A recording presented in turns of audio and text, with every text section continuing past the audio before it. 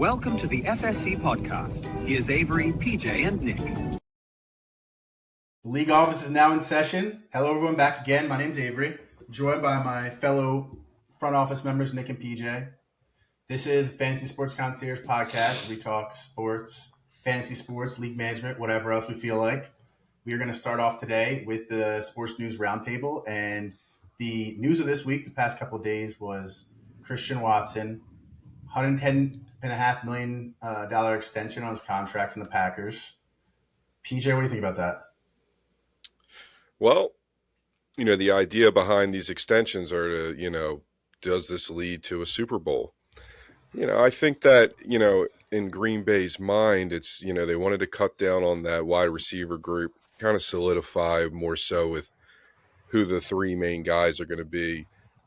Jaden Reed gets an extension, now Watson, then you got Matthew Golden, who's, rookie with a lot of upside. You saw a lot of upside with him last year. And then, of course, you hope that there's a fourth guy who might emerge. You got Bo Melton, Sky Moore, Savion Williams all there. But the metrics say that he's worth it, right? 4.3 speed. He's 6'4". He's got the consistent injury history, though. He's never played more than 15 games. But his per-play metrics are way off the chart. I mean, elite level. He finished second in the league last year in yards per reception. But then we go back to these injuries, though. I mean, how many times did he come out of a game? He came out about 5 to 6 times in the middle of a game. 2 of them were pretty brutal with that ankle in 24, ACL tear later that season. So, I mean, that's the main concern. But if we look at the market, the wide receiver position is in an upward swing in terms of salary. And from the outside looking in, they only guaranteed this guy $31 million, which is favorable in terms of these long-term extensions. I like the deal. I think if we look a year from today, we see some of the numbers that got paid out.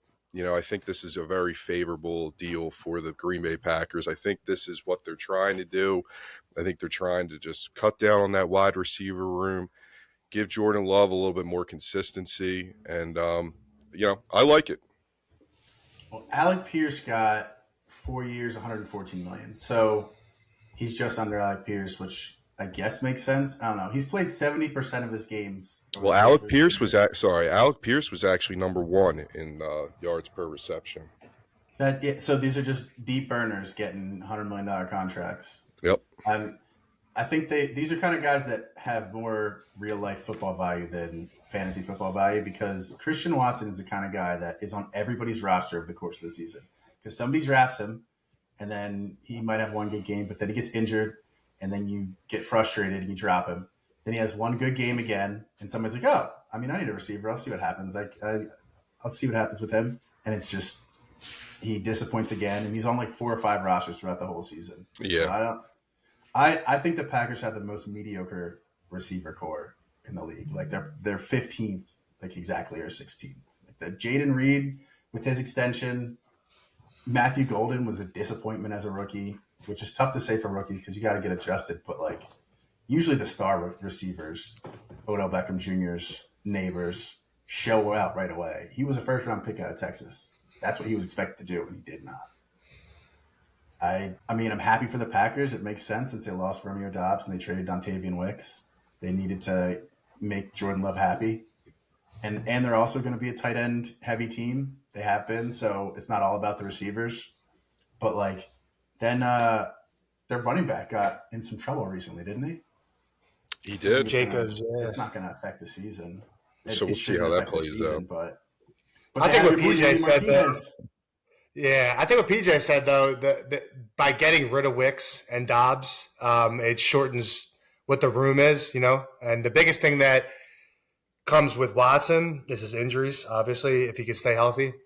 I remember reading, I think it was 2 years ago, him and corner Eric Stokes went to the University of Wisconsin to get studies done, and they found out that his right or left hamstring was 20% larger than his other hamstring, which trickled down the line. It trickles. Yeah, I mean it's probably a lot more. It's probably a lot more common than you think, though, because people just go to the gym, man, and they just start lifting, and they don't realize that sometimes their one side is just getting stronger than their other side. I don't think it's intentionally done. It just happens over time. Everybody's different. Would you rather who do you have more faith in as a top three receiving core? Carnell Tate, Wan'Dale Robinson, and Calvin Ridley, or the Packers receivers, Jaden Reed, Golden, and Watson? I gotta say the Packers. They got a better run game to work with. That's going to open up that pass game a lot more. I still trust the Packers over that Titans offense right now. Well, this is going to be the Dynasty episode too. So, talking about his Dynasty value, just while we're on Christian Watson, would you trade a second round pick in a Dynasty rookie draft for Christian Watson? I would. He's solidifying his number one guy. Yeah, he's solidifying his number one guy. He's young. He's just got to stay healthy. But listen, that is the story with everyone. Now we see that this guy had problems in the past with it, but I mean, realistically, one of them was an ACL. That can happen to anyone. He's got ankle injuries, right? But can he stay on the field? And what does he do when he's on the field? Well, what he does on the field is pretty elite compared to, some of the opinions of other people that this guy is kind of mediocre. I think when he's on the field and he's making plays, he looks like a number one wide receiver in a very high volume passing game. Who plays more games next year, him or Jaden Reed? Because Jaden Reed got injured last year. He's not necessarily injury prone, but he's a small dude-ish relative to the NFL. Well, and he's got that, that Swiss Army knife package to him as well, where he's, running the ball as well. Maybe he's more susceptible to getting beat up a little more than Christian Watson is. But, again, we're talking injuries here, What do you think as far as like Jaden Reed is more gadget guy than Christian Watson? Christian Watson's more deep threat. They drafted Matthew Golden as like deep threat guy, I think, but he also has some gadget to him. Slot. He might be a slot guy, coming in this year.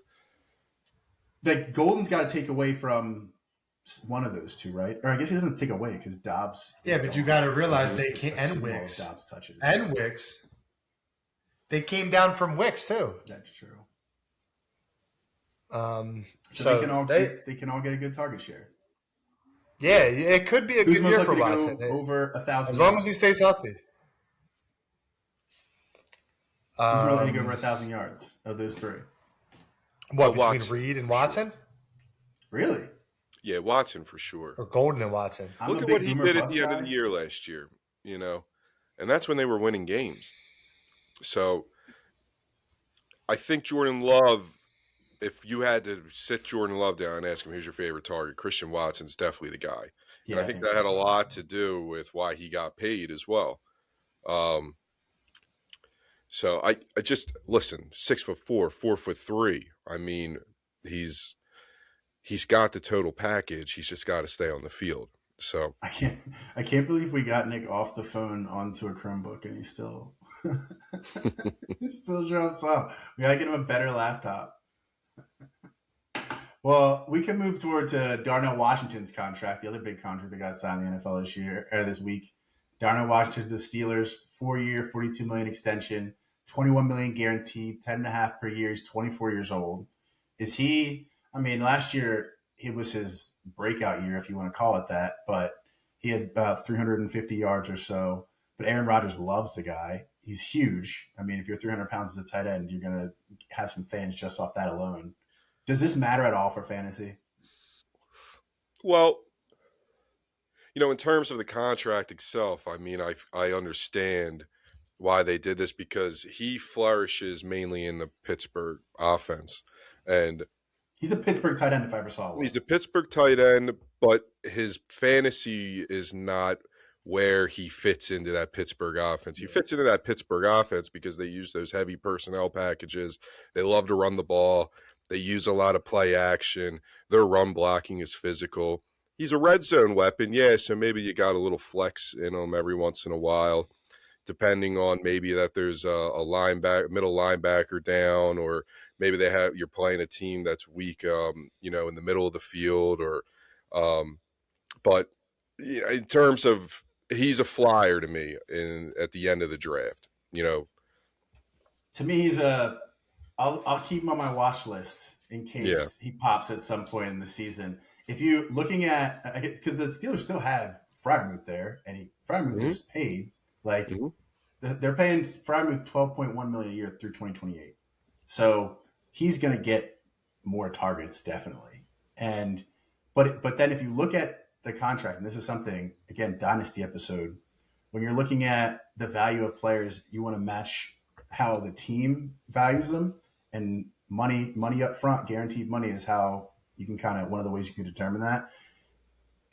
Darnell Washington is getting paid right between Evan Ingram at $11.5 million and Juwan Johnson at $10.5 million on a league-wide basis. Those are two fantasy relevant players. But what he brings to the table, which brings value, is the guy is a right tackle or a left tackle on the outside. So those guys get paid a lot of money. And So I guess it's a cheap right tackle. well, it's that's where his value comes from. You know what I mean? Like maybe he was really in that 6 to 8 range if we're looking at his receiving abilities. Maybe not even that high. But you add we're talking about millions, we're not talking about 6 to 8 rankings among tight end, just so everybody's clear. That 6 to 8 million. Maybe he's in that range to other teams. If you look at maybe the Philadelphia Eagles, they might value him less because they do throw the ball to a tight end a lot more. But The if Packers. the Packers. But if you're Pittsburgh, that's why you give this guy $10 million. He is what they want to have on the outside because he can move a little bit as well, and he can break off of those routes. I mean, you see that the RPOs are working fairly well with Aaron Rodgers now that he's getting older, but the guy still has this quick release. This guy still has, Quick release. the brains. Yeah, but he doesn't want to get hit. He doesn't have that arm strength like he used to have. But again, he's got a 6'7" target who doesn't exactly track the ball too well. But maybe he's 24 years old. Maybe they start working on it. The upside is trending. He's trending upwards. So I would much rather re-sign this guy if I'm Pittsburgh than watching him walk. I'm trying to think of any other tight ends that are comparable. I guess Rodgers is going to have to throw a lot of people open. I mean, look at between DK, Pittman, Darnell. They don't have any guys that are going to break loose and separate. I feel like it's a really they're like all possession receivers. I feel like it's an interesting combination. Yeah, the Steelers are going to be mediocre again. They're a mediocre. They're in mediocrity hell where they're not going to be bad enough to get a top pick that gets them a real guy, a real difference maker. But they're never going to let themselves be bad enough. The ownership group just doesn't want them to be bad enough to do that, and they're not championship contenders. Yeah. Not at all. All right, moving on. Another piece of news that happened actually just today, Friday. The Chicago Bears board of directors voted to further explore Hammond, Indiana, as the team's priority location for its next stadium, leaving Illinois to go to Indiana. Does anybody even know where Hammond, Indiana is, on a map? How close is that even to Chicago? Does it matter? Is this even real? Yeah, I don't understand. Sounds like a basketball town. No, it sounds just another like a ploy, to try to get that bid up. They want, huh? Yeah, they want to get some city funding. Yeah, some tax breaks. They want the roads built around whatever that land they have is there. We're trying to put the stadium. Well, take a look at what Las Vegas did and how much the governor or the local council there just basically bent backwards for them to bring the team there. So much so that I don't think the team paid a whole lot for that stadium. I think a lot of the taxpayers paid for it. So I think that might be the new trend here with getting a stadium, is that maybe we can get these tax breaks, we can get these tax cuts, we can do some community enrichment, maybe get some state tax reductions. I think that's all a part of the strategy now, and it's got to be. These stadiums are not, $1 billion anymore. They're $5 billion, $6 billion now. So it's. And people are going to go regardless. Like we say, what is Hammond, Indiana? Like the Chicago Bears will sell out no matter where they're at, right? I don't know, man. PJ back on his billionaire lovers. I think that's BS. Don't give them any money. They have the money to pay for this shit. It's not. They don't need our money to pay for this. This is it's exactly what Josh Harris of the Sixers did, trying to threaten like he's going to move the Sixers, one of the legacy teams in basketball, to Jersey. Like, absolutely not. You're not going to do that. But what resulted from that though? It was a forced a forced relationship between Comcast and the Harris Blitzer Sports Group. They didn't get any breaks for that. They were trying to move to Center City or whatever, and they put the break on that too. Like these are just greedy billionaire owners. Yeah, but why is it finalized now? It's because they said that we will go to New Jersey. It and that ended the conversation, you know. But imagine if locations, if governments would get together, would team up and be like, no, we're not giving you it, they're not giving you it. Pay for your own stuff. I mean, that's allowed. That's totally allowed. And I would say for Vegas, the reason that might be a little bit different is so much of their tax money comes from tourists. So I would think if you're in Nevada, if you're in Vegas, it's not as much, you're not paying as much in taxes an additional because you're going to get that tourist money coming in. So that can pay for the stadium or whatever. But in a place like Chicago is touristy, but it's no Vegas. They're going to move to Hammond, Indiana. I hope they call their bluff and make them move to Hammond, Indiana. Because sure, people will show up. Maybe. I don't know. I would love to see what happens there. Well, the public transportation thing is going to probably be an issue, you know, and that is like one of the main things. Like, I don't know if people realize this, but probably 30 to 40% of the people who go to a Sixers game take public transportation. And so if you're not in that situation where you can get people there, you know, without driving there, you have an issue then, you know, because people are incredibly loyal, but people are also have restrictions to their means as well. So you have to really, you know, have to oblige to every, you know, level of income for any family who wants to go. And we've gotten away from that in professional sports. So, but if you want to get butts in the seats, you got to have all the infrastructure set up as well. So I don't know what the public transportation thing is in Hammond, Indiana. Yeah, I feel like it can't be that good. The Eagles are so much, I know their season ticket list is so long, but if they moved to Delaware, would it be as popular in Philadelphia? No sales tax. That'd be cool. Don't give them any ideas, PJ. We're not linking you up. That's for us. You know, we wouldn't pay sales tax on the packages. I don't know. I think there's some franchises that whatever happens, like, I don't know, the Raiders. We would still go. We would still go to the Eagles game if they were in Delaware, of course. Yeah, but we would be pissed. We'd be pissed. Messed up. I hate that. I would hope that Delaware would go, no, but they would definitely accept it. It's not billionaire PJ. You need to bring one of your billionaire friends on the pod and hook us up with some funding. Hopefully by the end of this year, I'll be one of them. So yeah. Moving on to the more all the Dynasty focus of the pod. Dynasty is something that whenever you talk about it to normies, to either new fantasy people or people who don't really like or haven't played that often or like just do their office pool, like I don't want to put that much time and I don't have the time for Dynasty. Nick, how much time more do you spend on a Dynasty league versus a redraft league? You're now at Dynasty focused, but you used to do redrafts. Yeah, I think the only difference is I would spend it more time in the more off-season time, you know what I mean? Like the whole year, thinking about if I could make a trade, but really it's nothing too different, you know? You kind of just when the draft comes around. And I do think people get intimidated by it. PJ, what do you think is the biggest difference between a Dynasty league and a keeper league and a redraft? Well, the one thing I love about the Dynasty leagues is really the rookie aspect to it. You know, I'm a big college football fan. You know, I like the fact that I can go scout prior to drafting and, you know, making who's that guy. Like, you know, we had that one year with Anthony Richardson, which looking back on it, thank God we got rid of his ass and we got a pretty good return for him. But in the beginning of the year, you look, there was about 3 or 4 guys that you're like, oh, these are the first round picks. And then Anthony Richardson comes in, throws the ball like 90 yards one game, and next thing you know, he's at the top of the board. I love that aspect of it. I think that aspect of it is like it's like who's smarter than who, and so for a competitive nature on it, it's a real good test.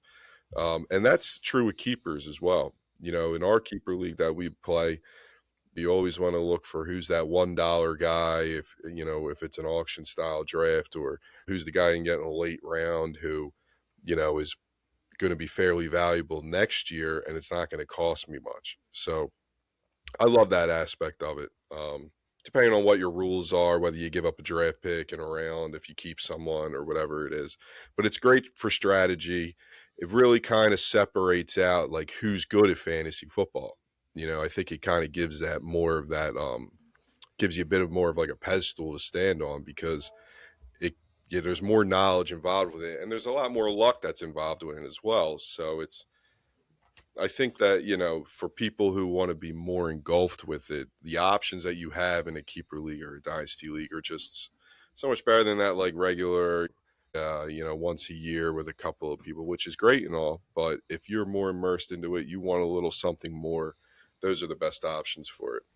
I think it's about the community aspect of it, where it is fun during the season in a redraft league. You get to talk back and forth, and you're connected with these people for, 18 weeks, plus even the playoffs afterwards, because people are still talking even when the NFL playoffs are on. But with Dynasty, like, you are going to get closer with those people that you're in the league with, even if you don't necessarily know them as well. I mean, we're in a Dynasty league where there's people all across the country. We have no idea who they are. But we've had communications with specific people that we're like, oh yeah, that guy is like this, or this guy communicates in that way. And it's kind of fun to do that. It also opens up, I think it's, when you have in a redraft league, when you make a really great like value pick and you feel so smart for having done that, it sucks when the year's over and you're like, well, that was it. Like, I don't get to keep bragging about that anymore. Now somebody else is going to be able to have fun with that person when I was the one who first saw them. So I love that aspect of somebody that you do a great job of drafting. Or you draft somebody that get an injury and you're like, damn, well, he was the right guy, but you get another shot at him the following year. You know what I mean? And I also love trading draft picks. I love trading picks. I love when you are having a down season, and you got to watch out for this, because you don't want to trade away everybody that's everybody good on your team just because you have one bad year, because you still have to have future seasons. But if you're having a down season, and like you can say like, all right, this guy is maybe 27, 28. He's a star. My team's not good this year. Maybe we'll be good next year, but I would rather draft the 21, 22-year-old and see what happens. Like maybe I can get a Drake May, and now I have my quarterback for the next 5-6 years. Maybe I can get a Caleb Williams. Maybe I can get an Ashton Genty. Like, I think that's fun. And it also makes it so that one of the biggest problems in redraft leagues is when people fall off after starting out the season rough. That doesn't happen as much in Dynasty, because you can still do things to set yourself up for the following year. And everybody loves rookies. Like, every year you do your rookie draft. Nick, you are the biggest rookie lover I've ever seen. Everybody's combine drills and like what could this guy be? The upside is like your favorite thing. You buy into every rookie. Yeah, but how about who's your top rookie that you bought into this year? The big we know. How about the year that we got Puka? In like what was it, like the 5th round or 4th round, was it?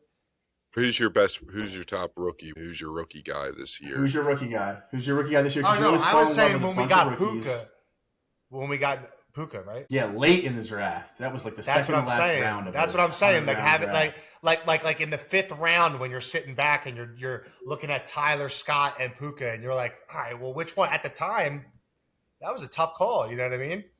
And then you turn around, you make the hit, and now you got it's awesome. It's doing those parts of the draft are the best. That's definitely better than convincing Jeff not to trade for Tyler Kraft. I think that should be your accomplishment. Is lead. I think you were leading the charge to take Puka more than anybody else. Well, I took Tyler Scott on Jeff's team over Puka. That's hilarious. All right, so at least we got the good version of you. That's nice. Yeah. Well, okay. So as an example, right? Would you rather roster a high upside 22-year-old who for the current season like a Savion, right? You mentioned him on the Packers, or a 29-year-old wide receiver 1, wide receiver 2 type who you're only going to have for the next year or two in his prime, and you don't really know. Like we said in the last pod, Neighbors versus AJ Brown, but they had the injury components to them. So take that injury component out.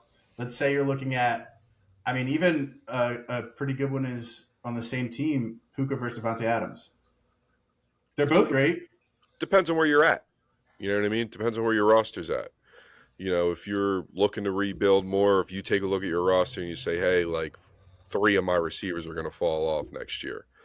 You know, I mean, you have to start game planning to, you know, make up for that loss.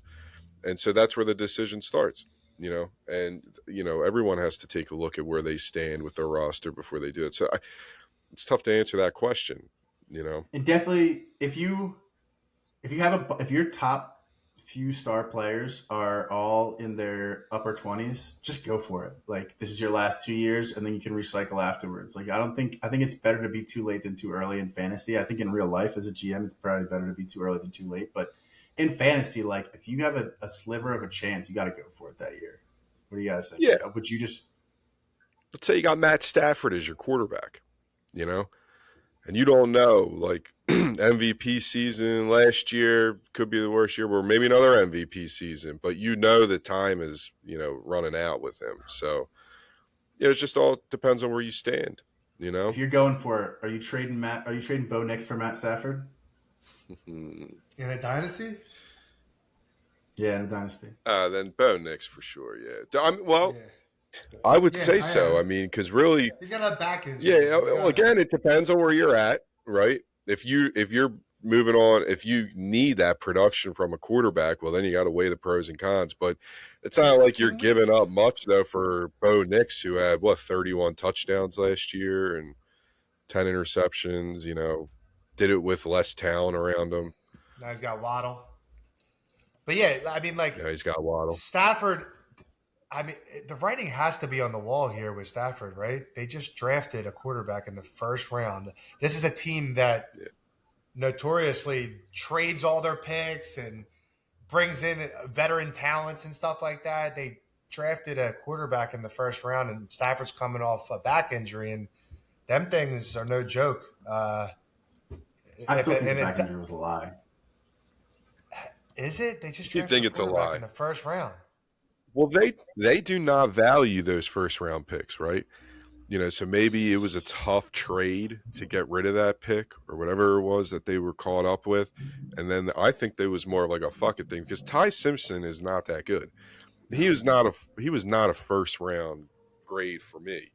You know, maybe early second round if you don't have a quarterback. So why don't you draft one of the wide receivers that are still on the board, or why don't you draft a player that can make an impact this year? I mean, they go all in every year to try to win. Now, why do they draft Ty Simpson? Ty Simpson is Kenny Pickett. I don't love him. Simpson is Kenny Pickett. I'm just saying there's got to be something to this, something more. I mean, I don't know. Listen, I hear what you're saying, but I think for them, they just don't value those draft picks whatsoever. So I think really they were just kind of keeping it as a backup plan. You know, I hear you like, why don't you go get another wide receiver for Stafford? But again, they went after Myles Garrett right after that, and they were like, listen, we might not have draft picks, you know, if we need to get a quarterback. So we're gonna overpick on this one, get the last guy who seems to be competent before we lose him to like, you know, the Browns in the second round or something like that, you know. And I mean, I think that's where their heads were at with it, you know. It's super relevant for our Utah Aggies dynasty league where we went all in last year. We traded almost all of our picks to get Rashee Rice, and Rashee Rice, dude, is he gonna play every game next year? He's not suspended yet, right? We're going to find out soon enough. I mean, I feel like they're going to come down with a ruling at least by August at some point. You think they're going to do something again to him? I mean, he was already going to go. The thing about the jail sentences, he was already going to serve it. It's just that he was going to be able to say when he served it, and they just said, no, you have to do it now because he's an idiot. Yeah, but he did that for rehab. No. He's doing rehab in jail. He got a surgery and he's doing his rehab. It's a win-win for him. But he didn't choose that. That was forced onto him. He didn't say like, oh, I'm going to do rehab. Is rehab in jail a good thing? I mean, I don't know what they have good doctors in jail. Are they going to let the Chiefs medical staff go into the jail? I mean, it's in terms of does he get 15 minutes in the yard? No. In terms of like the time thing, right? You do his rehab. It takes a couple months, and then you send him to jail. Now you're missing the season. You got to do them together at the same time, so he's ready to go at the start of the season. I'm getting worried about that trade that we did. I mean, his role is so prominent in that offense, and with Kelsey declining, what are you going to replace him with? Xavier Worthy? You know, I mean, is that a serious thing that anyone would even really consider? Well, what I'm worried about is, sure, this year's just going to be fine. They're gonna try to, give him whatever you want, give him the ball a bunch, get a bunch of targets. But after his rookie contract's up, like, are they going to re-sign him? He's in trouble. Probably not. I'm trading my dynasty Chiefs picks. are the Chiefs. I'm trading my dynasty picks for this year because this year's draft sucks. This year's dynasty, if you could get future picks for the 2027 draft, you take them all day. That's clear as day.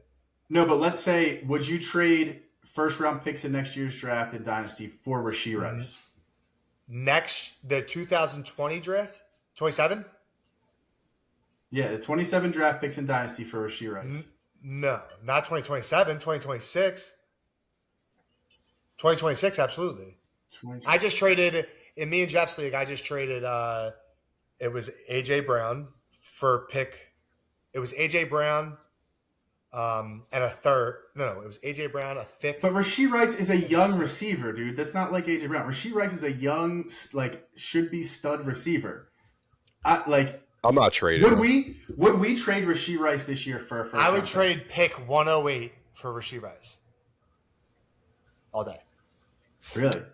You know what? Yeah, I mean, I think what I just right came now. out Well, wrong. right now, I'm not trading. Sadiq is at 8 on some boards. He's around that tight end. Sadiq. Yeah, Sadiq. So it's like just give yourself like a perspective of like. Yeah, you got like around that Would you area. rather have you got him? Sadiq, Boston, Stowers. Like you're not. Well, what about Jordan Tyson? Tyson? I said Jordan Tyson before. Carnell Tate. Would you rather have Carnell Tate or Rashee Rice? I think you're. I'm not worried about Rashee Rice playing. He's going to play, and when he plays, he does pretty well. I'm not talking about just this year. We're talking about Dynasty. So, Rashee Rice is a knucklehead. Can we agree on that? Do we really think that he's going to grow up in the next 6 months, to a year? I mean, if you're a head coach or of a team, an owner of a team, do you want to bring in Rashee Rice and have the possibility that he does something stupid again? I mean, you can't watch him all the time. What's the alternative? Well, I mean, they got to win. There's he could. Well, what it's whether or not he turns it around, right? I mean, he could be a Josh Gordon, even though it was all weed. But Josh Gordon, look what the league kind of did to him. Right. So I'm saying, are you taking that chance in Dynasty on trading for Rashee Rice? Let's say the Rashee Rice owner is like, I'm done. I've had it with this guy. He's on the trade block. I need a 1 for him, but he's available. You're going to trade a 1 for Rashee Rice going into if it's 108, a contract year, in the 27, and you're on the up and up, not 27. No way. If it's at let's the say end top of the half first of round, top half of the first round. Depends, man. Those picks. Wait, are you saying the 27 draft's bad? No, I'm saying the it's draft's great. good. Yeah, it's incredible. Yeah, it's incredible. Right. Okay. And this draft sucks. It's awful. This I'm draft saying- sucks. Yeah, I agree with you, especially in terms of wide receivers. Yeah. Well, okay, Yeah, let's it's get all- more to that. it's all What big sucks about question this year's marks. rookie draft? Yeah, Nick, tell us because- why you hate this year's draft so much. I mean, there's no true standout number 1 wide receivers. Carnell Tate's not a Outside- standout number 1? I love Carnell Tate. On a different team, though, he's not. Down there in Tennessee, though, yeah, absolutely. You don't think he can grow into a 1? I think you can. Oh, I think you I can mean, grow him and into Cam one. Ward could be a legit connection. It could I be, mean, yeah, of course, but possible. It's Jordan possible. Tyson and the Shuckster? I Go like shop Jordan yourself. Tyson. And, I yeah. don't love Jordan Tyson. It's just Yeah, Lemon and Hurts? Huh? I like For Makai Rashee Lemon. Rice. Makai Lemon. For Rashee Rice, whose next 3 years would you rather have? Rashee Rice or Lemon or Jordan Tyson or Carnell Tate? I'm taking Lemon over all of them. So That's I mean that's biased. Yeah, as a I homer, know, I mean, but- Lemon for sure. Dude, But he's he Amon does have Steve- some Amon Ra. significant upside. Amon Ra I would 2.0. consider trading. We have Rashee Rice in our dynasty. If somebody, I'm sure somebody already has Carnell Tate. If somebody Here's the other offered part Carnell about the Tate- draft. Here's the other part. You got one running back that's significant. Love, right? Two. You got Jadarian Price. Singleton? Jadarian Price. Seahawks. Okay. Oh yeah. All right. Jadarian Price. Well, Singleton's nice. He's a nice little sneak pick. Singleton, yeah. And the way running backs work. And then what do you got for quarterback outside of Mendoza's? You know what I mean? Like you got this draft is awful. I don't You even got like a couple Mendoza. decent tight ends. I'm like, Yeah, I don't like. You got a couple good tight ends. Well, yeah. It was a defensive heavy draft. so let's say that you got, and that goes into IDPs, which everybody will do an IDP episode. That's not going to be this one, but you should do IDPs. They're the Take best. kickers out of your league, whether you're in a dynasty or a redraft or a keeper or whatever. Take kickers out. They do not belong in fantasy sports. Kickers should be gone. Team defenses should be gone. Put in an IDP. Learn some defensive player Absolutely. names. I couldn't agree It's more. so much fun, and it's not hard there's to nothing cover. better. Just stats and tackles. You think sitting back waiting for your quarterback to make like a connection with the wide receiver or something like that is fun. Well, wait till like your D tackle gets like a strict sack or something like that. You know what I mean? Yeah. Those are the best. I mean, And the honestly, league though, values. defensive players really do make or break the games probably more than any other position in those leagues. If you have a Myles Garrett on there who's getting 5 sacks a game, you're winning that week. If you go out there and Miles Sacks doesn't get 1 sack, you're probably going to lose. And Last year, this perfectly segues into our- Isaiah Rogers came in big. Yeah. 2 weeks. One probably won me the week those 2 weeks. You know what I mean? He went off, but Yeah. that was just because I he held went on on a to roll. him He went on a in roll a for dynasty us. league because he was on the Eagles. And remember our talks we had him on TikToks and shit like that with the girls at like 4 a.m. I'm waking up for work. Isaiah Rogers, And that's why you at liked him. 4 Not a.m. any I was sort of this scouting. This guy's Yeah. gonna kill it, dude. He's locked in. Now I get what you were saying about Rashee Rice. I get why you love him. And then Hey this- man, if that was your offensive guard, I would be questioning it. But if it's your cornerback, that dude's locked in, dude. He's doing the right things. as a former cornerback, I appreciate that, but also why are guards not allowed to have fun on TikTok at 1 a.m. but corners are? Well, that segues perfectly into our next topic is still dynasty but positional values. So let's say an elite young quarterback versus an elite young running back versus a 27-year-old top 5 quarterback. We got the names. So if you're talking, let's see. Here, let me throw this little stat out there. There could be 8 sophomore running backs that could hit 1,000 yards this year. Name them. Right? They're not all. Once I start naming them, don't just get down my throat because we got like Cam Scattaboo, you got R.J. Harvey, you got Amarion Hampton. Yeah, you have. Who are they? I've written them down. Genty, of course. Yeah, obviously. I'm going to say right off the top, Scattaboo's not getting to 1,000. Scattaboo could have a crazy year. No, he's not. I mean, Scattaboo's dude, he was running over people. Yeah. Quinshawn. Quinshawn. You think Quinshawn's going to do it? I don't think so. I don't think they're going to be able to run the ball enough. Henderson. You have Travion. Travion Henderson, that Bears running back, the Indiana Bears, Kyle Managa. I can't pronounce that guy's name. Oh, yeah. He's not hitting Monogamy. 1,000, though. Monogamy. I mean, monogamy guy. Monogamy. He's the starting running back, right? Is he the starting running back? I thought Swift was their starter. You think he's going to take over? Yeah. So I think he's in. But seriously, though, mine too. out of those guys, though, the only realistic ones are Genty getting 1,000 yards, Maybe Travion Henderson gets 1,000 yards, but even if he does, it's going to be a low tier 1,000. Yeah, and I would say but Amarian Hampton. It's going to be a lot of receiving yards, but go ahead. But then I would see Amarian Hampton because Hampton, last year was what, he was averaging 4.4 carry or yards a carry. Dude was dominant as hell.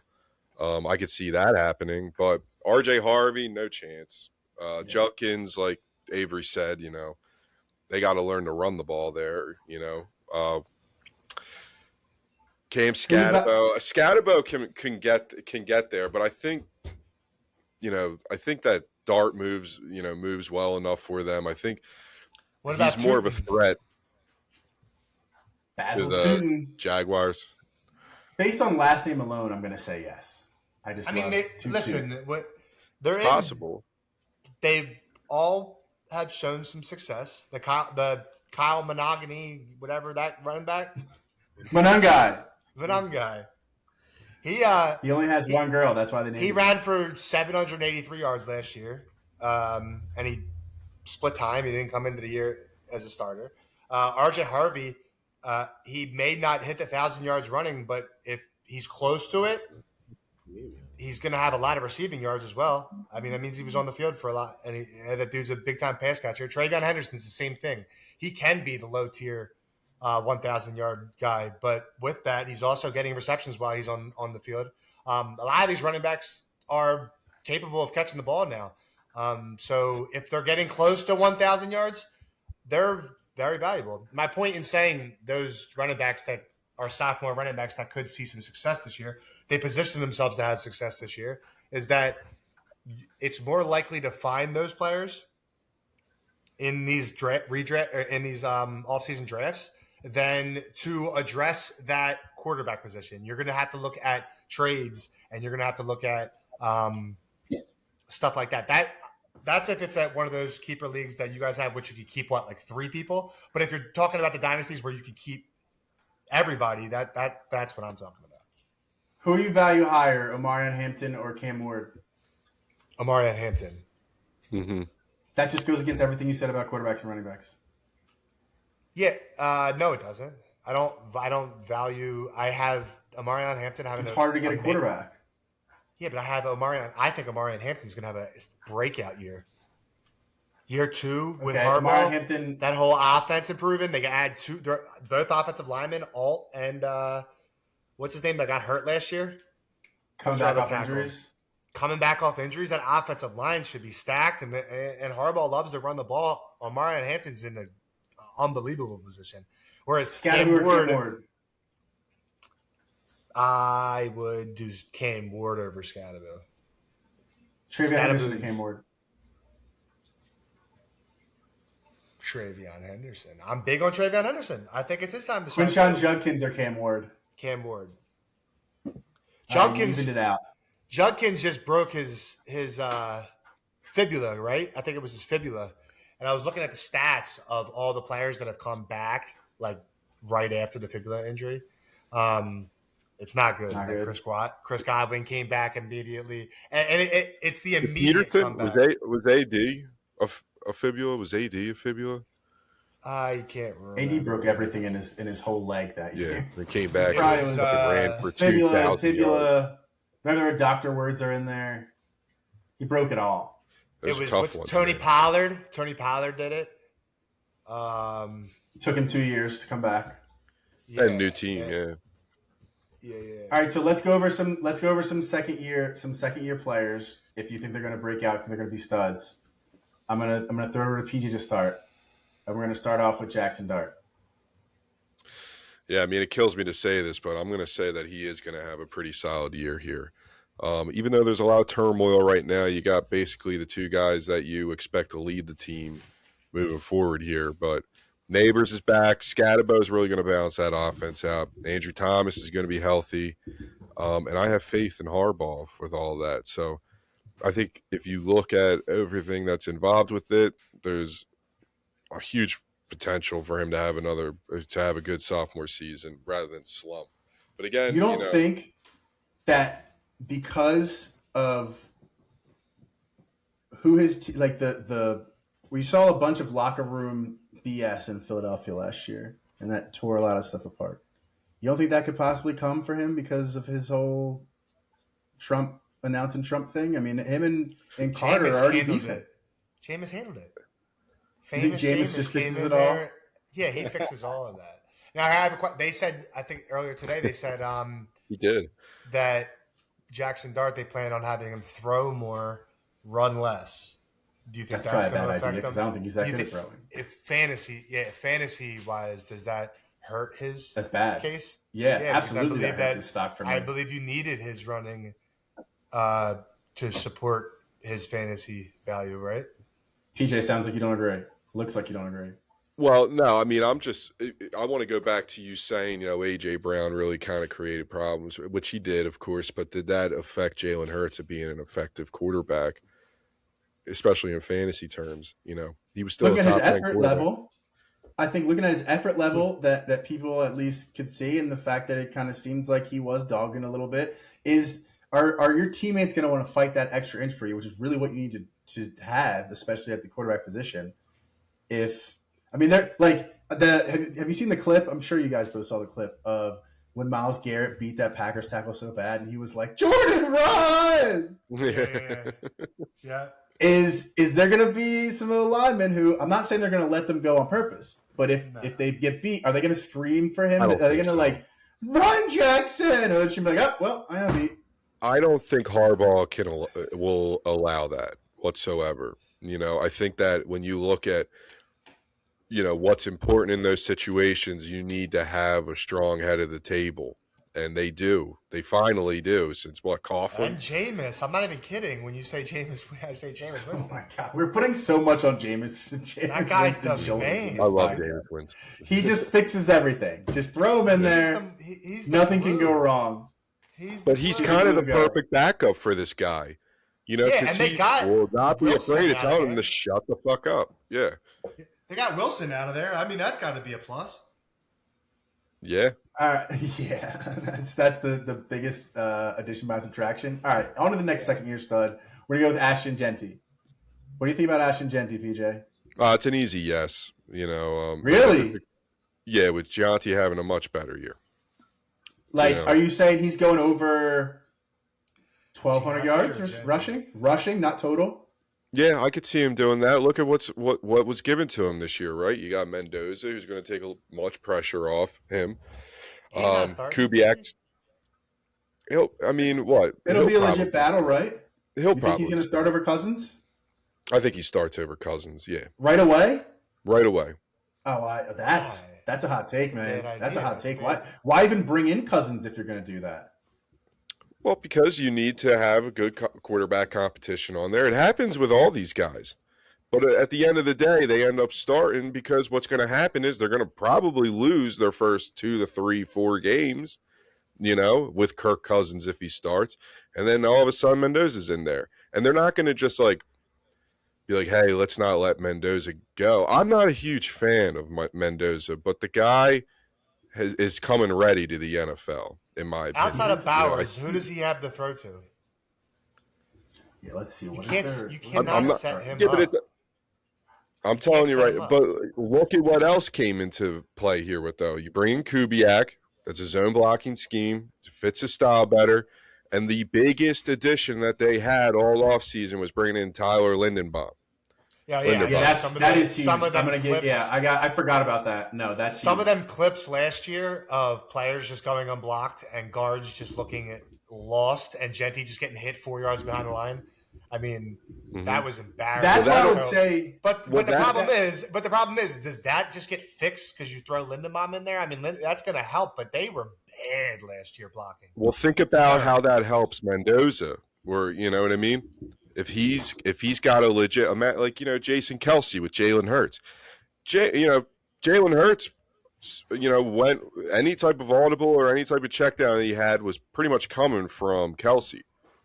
And so now you got a guy who's on the line, who's going to be able to tell him, because that's the number one thing that, rookie quarterbacks struggle with is look at these linemen compared to what you just saw last year. And they're coming for you right away. You got to be quick. You got to make smart decisions. And it really helps when you have a guy who's snapping you the ball who's basically telling you, all right, watch this, watch that, step up in the pocket or roll to the left, roll to the right. If he had just his normal guys like last year, it would have been a nightmare.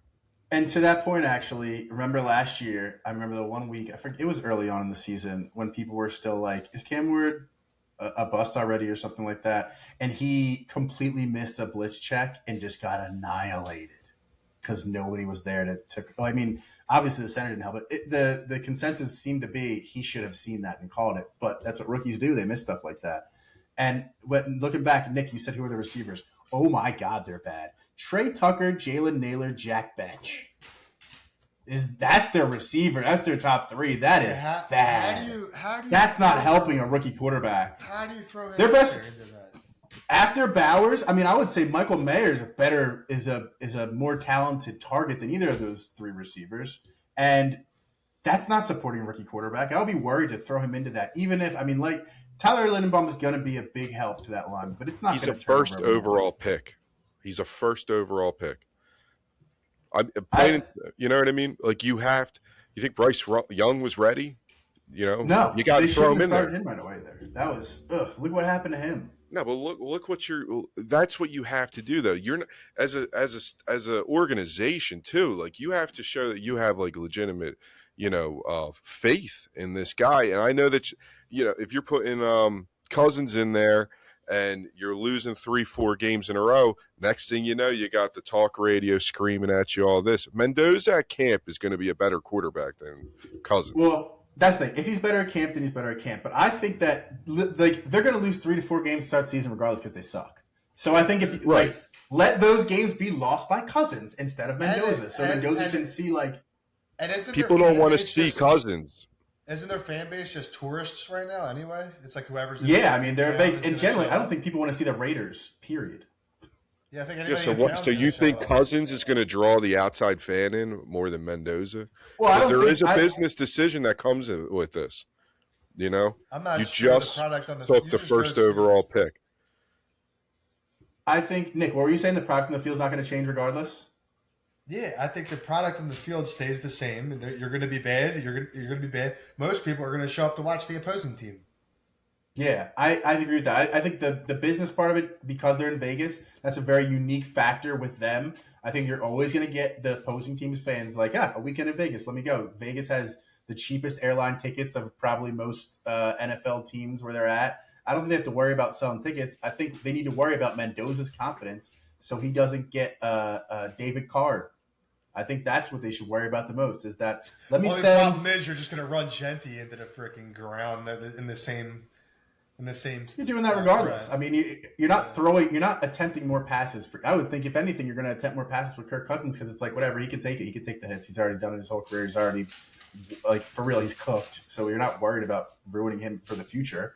Let Fernando Mendoza watch somebody get wrecked for a little bit. And then he can get those mental reps to get and think of what he would adjust when he gets out there. It's still going to be not great, but at least he'll have a 4 or 5 week period where the losses aren't blamed on him. That's what I think would be the best for Mendoza is that he can have a period where it's don't worry about this, you're fine. Everybody still thinks you're the best. And then all right, onto a receiver. One more thing I want to say here is that in history's sake with all of this, since 1967, very few number one overall quarterbacks have spent really any time in the rookie season on the bench, especially more than half a season. Yeah, that's fair. If you're 1-1. But it's worked out for a few of them. You saw Carson Palmer, Troy Aikman's another one, Terry Bradshaw's another one. But I feel like for the Raiders, though, it's a win-win. You throw it for this situation. We're saying start the season, right? So you put Kirk Cousins in. If you're winning, you keep Kirk Cousins in.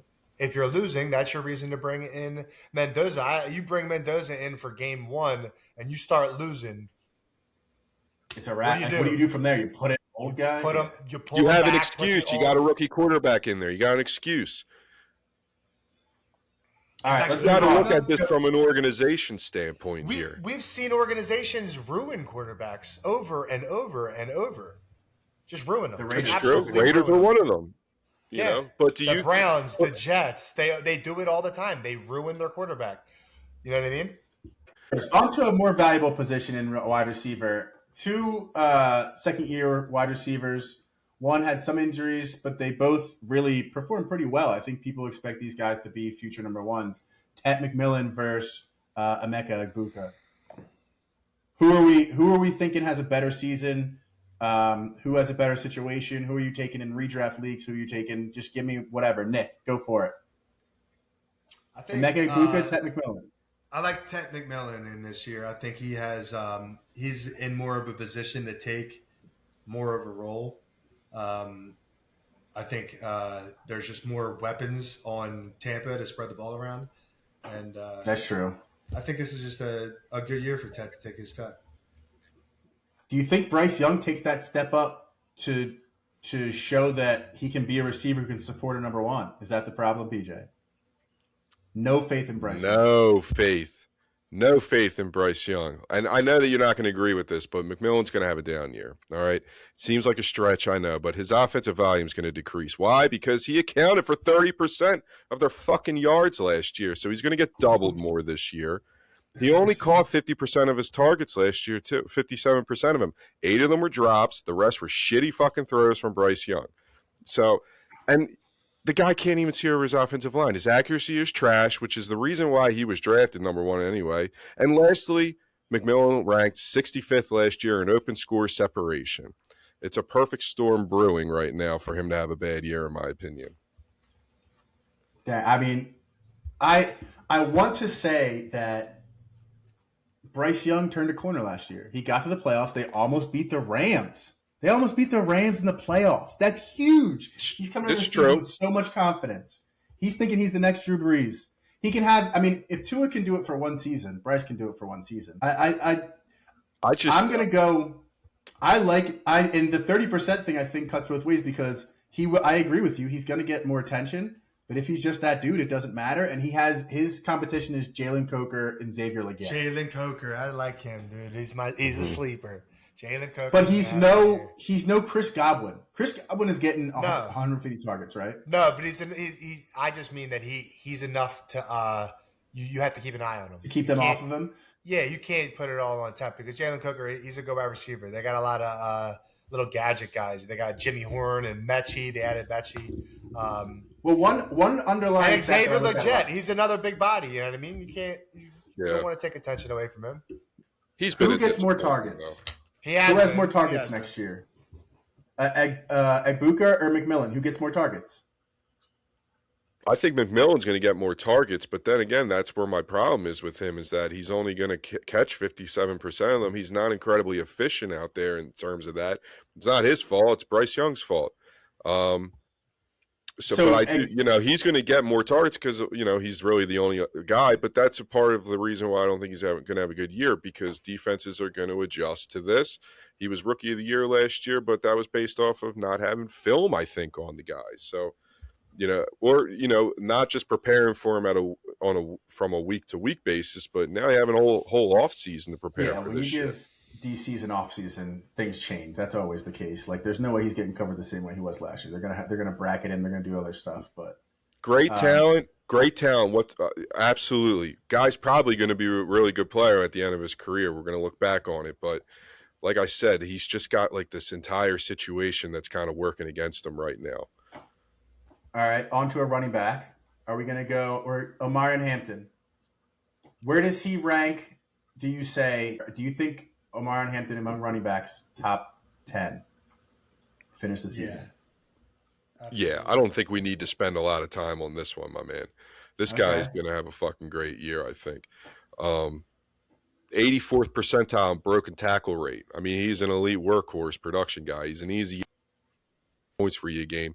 And now you got Mike McDaniels entering the chat here. Outside run zone offense that worked wonders for A-Chain and Mostert. And you don't think they're going to split more carries with him so he doesn't get injured like last year? I mean, it's possible. That's not going to matter. But I think what they're going to realize is you got to give him the ball. He is going to set the tone on first and second down for them. To split the carries. He doesn't have that type of – he's not that style type of back. He's not a small back. You know what I mean? You don't. Yeah. You run them, especially. Yeah. All right. Well, from one especially injury-prone in that- player to another possible injury-prone player in Travis Hunter. Do we think Travis Hunter is gonna pop off? And does he play more snaps on offense or defense next year? Defense for sure. I mean, they're saying he's a full-time corner, part-time receiver. That is what they said.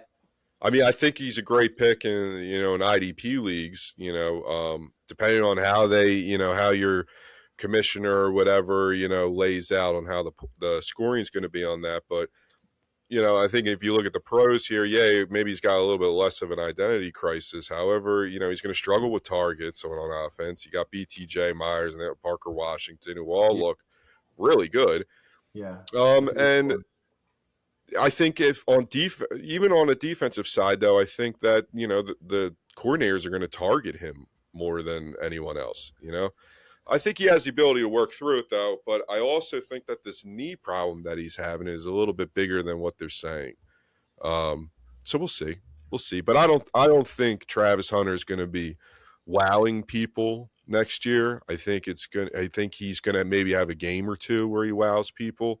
Maybe has a receiving touchdown, interception that game totally and play for it. But I think by the end of the year, you're going to be like, well, he still has that identity crisis kind of going on. Maybe he's got to wait for that knee to get 100%. Is he undraftable in redraft leagues? Because if you're saying he's going to play more defense than offense, and the fact that he has to contend with Parker Washington and Jacoby Myers and Brian Thomas Jr., who you say is going to be rebounding, that's a pretty fair take. Is he even worth spending anything on? Putting any draft capital on him? I would be weird to do it right now. Yeah. Neither of you would draft him? He's not as an offensive player. This is not an IDP league. We're just talking about regular redrafts. Yeah. You can't. It's too hit or miss. He's even the type of situation where he might have an awesome game on offense, but there's no way, unless you have some type of insider information, you could pinpoint that. You know what I mean? Yeah, that's fair. And I mean, it's the same reason why you have to stay away from those a lot of those deep threat receivers that are just straight deep threat receivers. You know what I mean? Like, are you going to be able to pick that one game where he catches that 60-yard bomb over the top? It's hard to really guess. All right. Well, now we get to the last of the second-year studs. One of my favorite players, helped win me a championship last year in fantasy. Tyler Shuck, the Shuckster. Now, here's my question about Tyler Shuck. Him or Bo Nix, who finishes better in fantasy next year? Second-year quarterbacks. I mean, Shuckster's got a real good opportunity coming ahead of him. He's got Olave. You bring a Tyson in. They got to figure out the run game, though. And I think that's going to be the make or break with them. Can Kellen Moore figure out the fucking run game? I trust Kellen Moore. Yeah, I trust him as well in regard to that. But he doesn't have a Saquon. He's got his scheme doesn't really match for him to have this prominent running game. But I think with Shuckster, that's if you look at what he did last year in that with the 5-4 record that he had, I think he could have. I mean, an incredible fantasy run that he went on as well. But I think that what really will jump him ahead from last year is at least having that nice balance between his run game and run game. They signed Etienne Jr. this year, and he had a pretty good season last year. I mean, he fell off a little bit. He was a little inconsistent, but I think he's a top 15 running back in the NFL. Yeah. I would agree. You just got to figure it out, though. They said Olave added 8 to 10 pounds of muscle, and he's looking a lot bigger this year. So that's an OTA report if I ever heard one. Let's go. My guy, Olave. Yeah. I believe in Tyler Shuck. He's one hit away from never seeing the field again. Yeah, who gets that hit first, him or Tua? He has to have the greatest. Yeah, him versus Tua, top 5 concussions is the craziest. I don't know anybody that's worse. Go watch the top 5 of Olave's concussions, and you'll be like, my God, how's this guy still playing? One thing that I wonder for Tyler Shuck though is, as much as I love him, he is 26 and he will turn 27 during the season. So like, he's a week older than Trevor Lawrence. That's crazy to think about. Yeah, where Bo Nix is young as hell. I mean, just to answer your question though, you got to pick Bo Nix. That's a good point, actually. No, Bo Nix is. I think Bo Nix is almost the same age, right? No, Bo's young as hell. Bo, I think he was 20 when he came in. No, Bo Nix he didn't. He played on like 5. Yeah. He played like 5 years in college. I thought. Bo Nix is like 25, 26. He's got to be. Bo Nix is also 26, but he doesn't. Played on Auburn and Oregon. No, you're right. Yeah, no, I'm thinking of him as. So they're the same age, but Bo Nix showed a lot more statistically last year. I mean, and they added Waddle, but they added, but New Orleans added. I can't get behind Bo Nix. He keeps proving me wrong, I guess, in fantasy, but it just seems like he's not that good. But I mean, Sean Payton's a wizard, so you got that going for him. So Evan Ingram was a huge bust last year. Well, I take Shuck. I like Shuck. He's I'm still taking Nix over him, but Shuckster can really put himself in that conversation. I think right now, if you're going into mock drafts, you're saying Bo Nix is maybe mid to low end quarterback 1, where Shuckster's low end quarterback 1 to mid quarterback 2. I'm swapping those. I'm putting Shuckster in the mid quarterback 1 tier, baby. And do either of these quarterbacks have dynasty value? Because they're already basically 27. Would you trade, would you trade a draft pick for either one of them if you're quarterback hungry? Shuck. I like Shuck. I think he's I guess more of the boom bust reward on that would be Shuckster, but I don't think it's by much. I don't think it's by much. Is that what they call him? Shuckster? Shuckster. Is that his name? Is that a nickname? I think everybody calls him lots of different things. There's so much. I mean, I thought it was Shao, Tyler Shao, until you guys said it was Shuck, and I'm just gonna rock out with Shuck. I'm thinking it's Shao. Shuckinator. I think I've heard the Shuckinator. Yeah, the Shuckinator, Shuckster. Go shuck yourself. There's so many possibilities with that name, which is part of why he's so great. Yeah. But wait, also you think about it. Quarterbacks are playing longer. Rush just retired. He's pretty old. Aaron Rodgers is still playing with more or less average results, but he's still a starter that the Steelers were desperate for. You got Matt Stafford still playing, so maybe 27 is not a big deal. Maybe he'll play. He still has another 10 years. Since when has 27 been a big deal though? In Dynasty, you're not looking much further past 3 years, are you? In Dynasty, 27 I think is the line where you start to think, okay, this guy needs to either be a star or I'm trading him. I think. It depends on what pick you're giving up. In Dynasty, if you believe a player has 3 years for you or more, you take him. I mean, I don't think age comes into play for them to at all. Really? But I just think Shuck has a higher ceiling. I mean, Mendoza or either one of them. Nix can improve on what he's already given us. I think he has to. If he hasn't, then he's not going to be very good. He's not going to be there for long. But even if he stays the same, it's a very good quarterback in fantasy to have. You're right.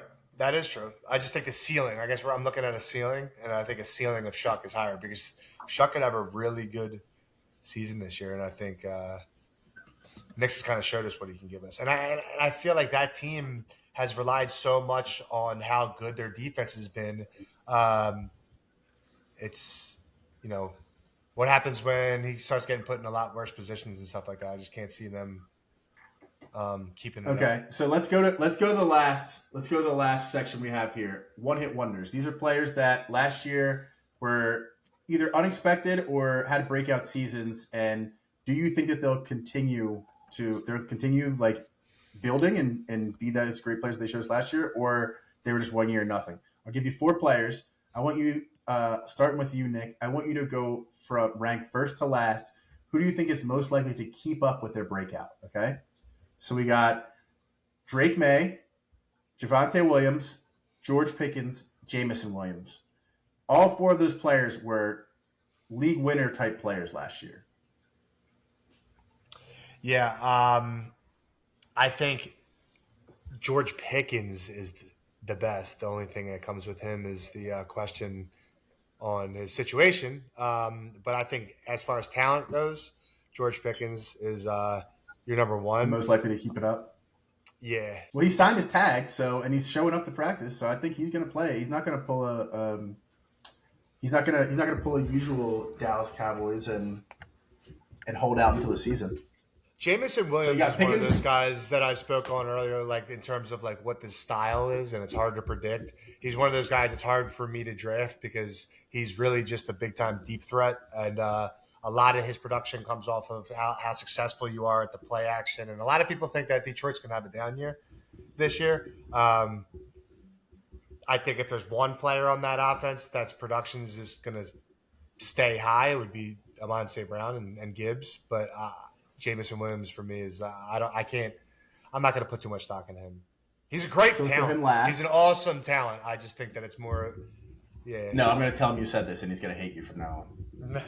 Well, if he doesn't get a touchdown, he's a useless starting spot. Right. That's one. I mean, he needs to get that. Yeah, and it's got to be a 60-yarder.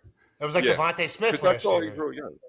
Yep. It was like Devontae Smith. It's like when you have that second wide receiver where it's just like, it's hard to pinpoint those games because he might have a big game for you, but he could also follow that up with the following week with a dud. So we'll put George Pickens first, Jamison Williams last. We got Drake May and Javonte Williams. Which one of those two do you think is more likely to keep up their great play? I would have to say from last year. Yeah, it's a guy like AJ Brown into the mix. I'm not super high on Drake May, but yeah, I think adding AJ Brown to the mix only helps his situation out. I shouldn't say I'm not super high on Drake May. I should say I'm not super high on the Patriots as a team. I think they ran into that historically horrible schedule that they had last year, and I think this year's going to be a little bit tougher for them, but I'm not a big fan of Javonte Williams. I'm not going to. They're up for some regression. Yeah. All right, so Nick's list is Pickens, and then Drake May, and then Javonte Williams, and then Jamison Williams. PJ, what's your order from most likely to? So I'm going to go one Drake May. I mean, he got his Batman. Does A.J. Brown eventually get pissed off at the organization? Probably, but definitely it's going to be in a year or two. I don't think it's going to be this year.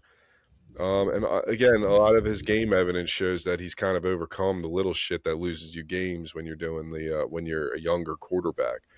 I think he's well received in the organization. I think that they very much are going to be successful with him. I understand the strength of schedule things though, but if you watch him play, he's a pretty confident quarterback in that pocket. He's willing to move. He's willing to do all these things. He looks a lot like Josh Allen almost out there sometimes. So, I think from what I saw to say that is this person going to come back and, have another good year. I don't think it might not be better, but I don't think he's going to fall off on anything here. I think just by getting A.J. Brown alone, you can't even think that he'll have a fall off. And he's the youngest of all those players. Right. Number two, I got Javonte Williams, though. He's got zero competition in that backfield whatsoever. And finally, you kind of see like an emergence of the ground game with the Cowgirls, even with that, they really haven't had that since losing Zeke. He also got paid, so he's going to be happy with that. And I just don't see any major change to his touches whatsoever. I think he'll still be a top 10 running back in the league, maybe top 5, depending on, how things go with Dak as well. Dak's going to be a major component to that, which this end brings me into Pickens. I think Pickens is 3. We talked about Christian Watson earlier. You see JSN, Drake London, and, even Jaden Reed. Jerry Jones has not had a great history of being a guy who's going to tell you what your value is and you agreeing with him. So, he splits time with CD. If CD stays healthy, now his numbers are going to Pickens drops. Numbers are going to drop off. I think going into it, if you're looking at fantasy value across the board, I would say Pickens is going to be overvalued in those initial drafts. And then Jameis Williams, Nothing special. I don't think there's anything really special about what he brings to the table fantasy wise, or even Amon-Ra rules those targets. Now you got Laporta in there, who's an absolute fucking stud. Durability is always a risk with him. I think he's a very, his fantasy's very boom bust. You know what I mean? If he doesn't, like I said earlier, he doesn't get a touchdown, he's a useless spot on that starting squad. So I just don't see how he doesn't have a path in front of him that will, I think, allow him to be, something any better than what he was last year. Yeah, he's not getting 150 targets. I think he's a poor man's Deshaun Jackson, basically. Yeah. If Javonte Williams has another good year, wouldn't you have to think George Pickens would have to have a good year as well?